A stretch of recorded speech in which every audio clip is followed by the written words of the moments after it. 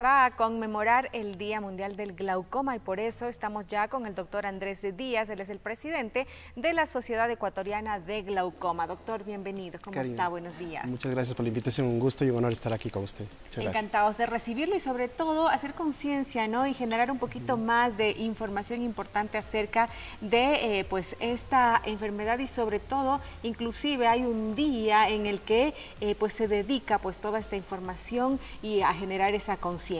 No sé si podríamos hablar acerca de las estadísticas, cómo estamos, ¿no? Con la prevalencia de glaucoma en nuestro país. Claro, bueno, normalmente se celebra la segunda semana de marzo, la Semana Mundial del Glaucoma, y uno de los días de esa semana, pues en este caso el 12, es el Día Mundial del Glaucoma. El glaucoma es una enfermedad que se está considerando una enfermedad de un caso de salud pública, es decir, es una enfermedad muy importante debido a que en el transcurso, si no es detectada a tiempo, puede dejarle ciega a una persona. Las estadísticas mundiales dicen que normalmente existen para el 2020 80 millones de personas afectadas de glaucoma y la proyección para el 2024, imagínense, es más o menos a 118 millones de personas. O sea, estamos empeorando la situación debido a muchas causas que vamos a conversar a continuación.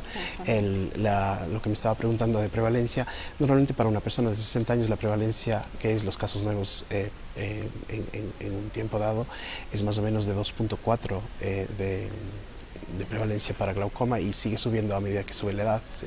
Ya para 70 años tenemos un 4% de prevalencia, eso es bastante alto. Y es un problema grave porque es incapacitante visualmente. Por supuesto, y ya vamos a ir comentando un poquito más. Sé que no da síntomas, entonces por eso es con mayor razón preocupante. Sin embargo, sí queremos hacer una definición de qué es exactamente el glaucoma. Ya.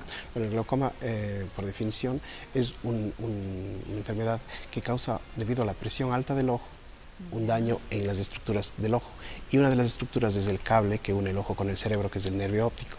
El nervio óptico tiene una cabecita hacia el ojo y ese nervio sufre cuando la presión alta, cuando la presión sube en el ojo y va poco a poco dañando. Como usted bien decía, el glaucoma no produce síntomas, por eso se llama el asesino silencioso. Y debido a esto es que la visión se va deteriorando, pero no se deteriora la visión central, sino se va deteriorando la visión periférica, así de a poquito, y terminamos viendo como en un túnel.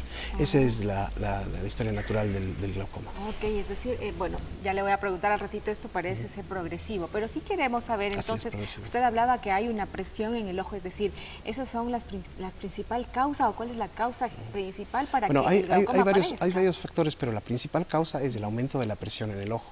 La presión en el ojo, normalmente nosotros tenemos un sistema productor de líquido que se llama humor acuoso y ese líquido se produce normalmente y sale normalmente del ojo, pero por alguna causa, que por lo general es hereditaria, empieza a acumularse ese líquido en el ojo y empieza a apretar las diferentes paredes que tiene el ojo, y en una de esas paredes está el nervio óptico, que como le decía es el cable que une el ojo con el cerebro, y este es el que lleva la información visual hacia la corteza cerebral.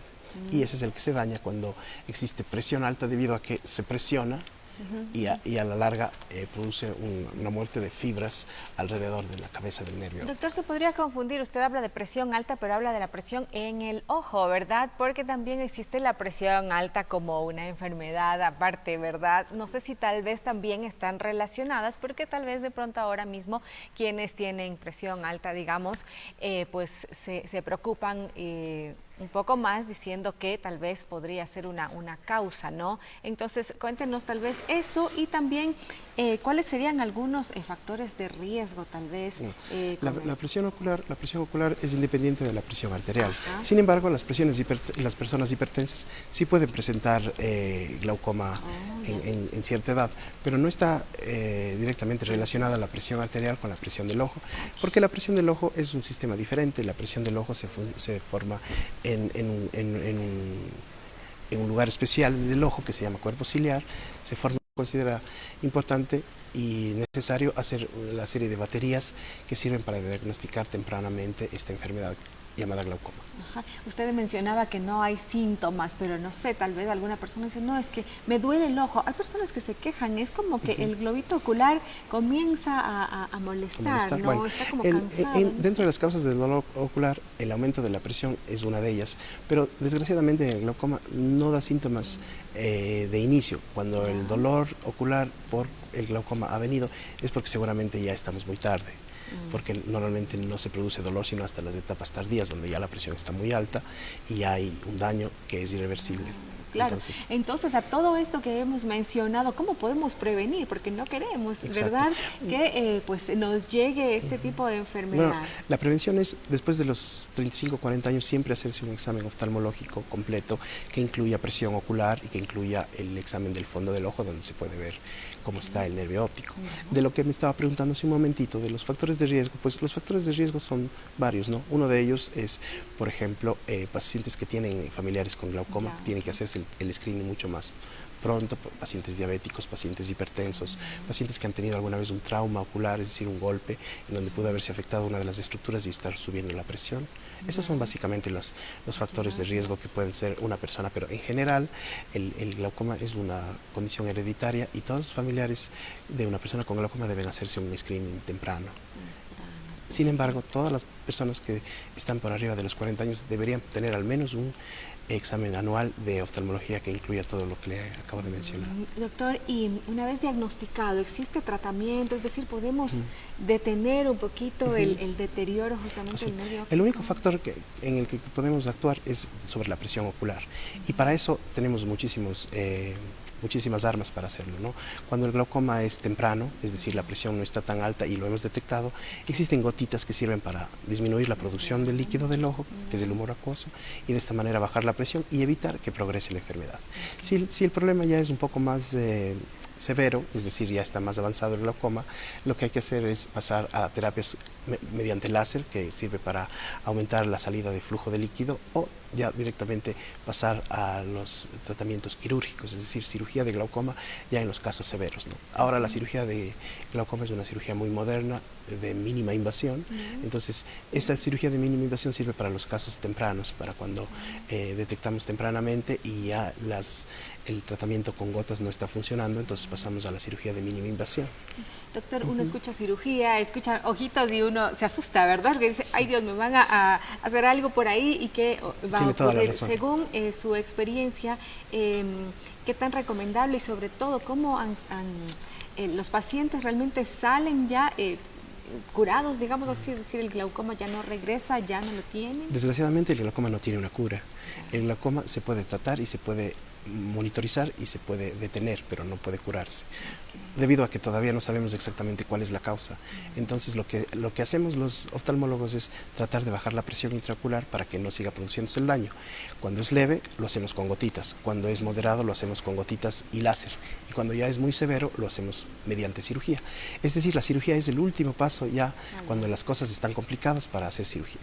Ah, ok, perfecto. Pero lo ideal es hacer el diagnóstico temprano para tratar el glaucoma mediante gotitas y no hacer cirugía. Exacto. Eso es lo ideal, pero no siempre es así. Exacto, y así extender muchísimo más el tiempo, ¿no?, en el que puedan gozar de una buena visión antes de llegar realmente a este desenlace fatal que usted mencionaba, que es perder realmente la visión. Así es. En casos muy, muy extremos que no han sido tratados, como usted menciona, de pronto, como no hay síntomas, un buen día, tal vez una persona mayor de 60 años, abre sus ojos y no ve.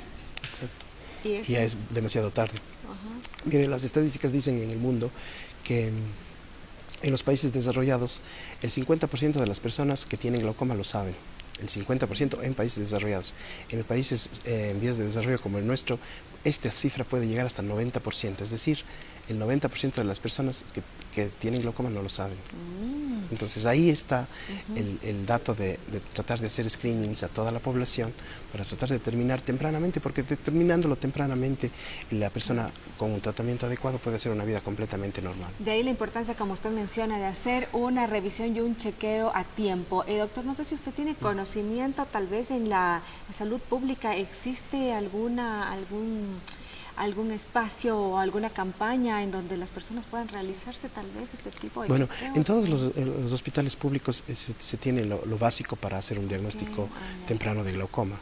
Es decir, lo que normalmente pasa es que una persona va a un control oftalmológico donde le hacen un examen visual y luego determinan si la presión está alta o si hay algún signo en el nervio óptico que podría ser. Entonces ese paciente tiene que pasar a los exámenes especiales que sí los tienen en diferentes. Y la sociedad como tal, la Sociedad Ecuatoriana de Glaucoma, tiene, por ejemplo, una página web donde hay mucha información acerca de todas las características del glaucoma. Por ejemplo, si hay una persona en la familia con glaucoma, cómo tiene que ser la casa en donde está, o cómo tiene que ser la alimentación de la persona que tiene glaucoma, o cómo tiene que ser tratado, cuáles son las prioridades para este paciente. Perfecto, ahí está. Entonces, a propósito, déjenos la página web, ¿cómo lo...? Sí, se la puede googlear como Sociedad Ecuatoriana de Glaucoma, o es la página www.sociedadecuatorianadeglaucoma.org. Perfecto, muchísimas gracias, doctor Díaz, por habernos acompañado. Muchas gracias, muy amable a usted. Gracias. Bien, así nos vamos a la pausita comercial, pero regresamos con más. Hoy martes tenemos a nuestra querida Nela. Más adelante, entonces, prepárese, ya póngase su ropita para que haga un poco de actividad física con nosotros. Ya regresamos.